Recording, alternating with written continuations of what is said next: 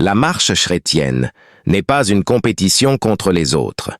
C'est ce que nous allons découvrir ensemble dans cette vidéo. Dans la marche chrétienne, il n'y a pas de compétition contre les autres, mais plutôt une lutte personnelle pour s'engager à suivre la volonté de Dieu.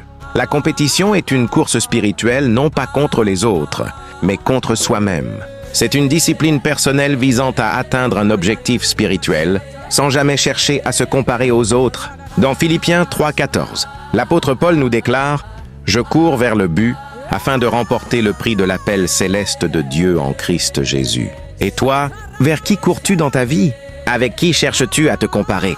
Avec qui te sens-tu en compétition? Que ceux qui ont les oreilles pour entendre ce message entendent. N'oublie pas que dans la vie, nous partons seuls et que les biens matériels pour lesquels nous nous stressons parfois tant ne nous accompagneront pas. Un jour, tu mourras et tu quitteras ce monde seul, comme tu étais venu sur la terre sans rien emporter. Sauf que cette fois-ci, ton départ sera différent, parce qu'il sera marqué par toutes les actions que tu auras semées durant ta vie sur terre. Te sens-tu en accord avec la volonté de Dieu à travers tes actions actuelles pendant que tu es encore en vie? Vis-tu selon les lois de Dieu? Appliques-tu sa parole dans ta vie quotidienne? Ou bien tout ce qui t'importe, c'est de surpasser les autres? En quoi veux-tu dépasser l'autre? Et pour devenir quoi exactement? À qui cherches-tu à plaire? Tu cherches à plaire à Dieu ou aux hommes?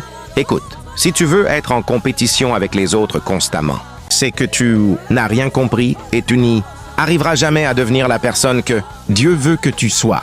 Sois en compétition avec toi-même et non avec les autres. Cherche plutôt comment tuer le démon qui sommeille en toi silencieusement, ton vilain caractère. Oui, ton vilain caractère est un très grand obstacle à ta progression. Ce vilain caractère te détruit toi-même et nuit aux autres.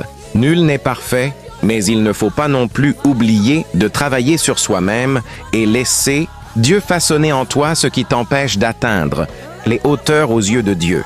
Écoute, pour l'Éternel, atteindre les hauteurs ou sommets n'est pas forcément obtenir tous les biens matériels que tu désires, non.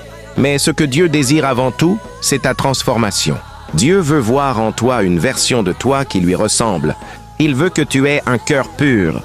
Lorsque ton cœur est pur aux yeux de Dieu, tu peux atteindre des sommets, même malgré tes imperfections.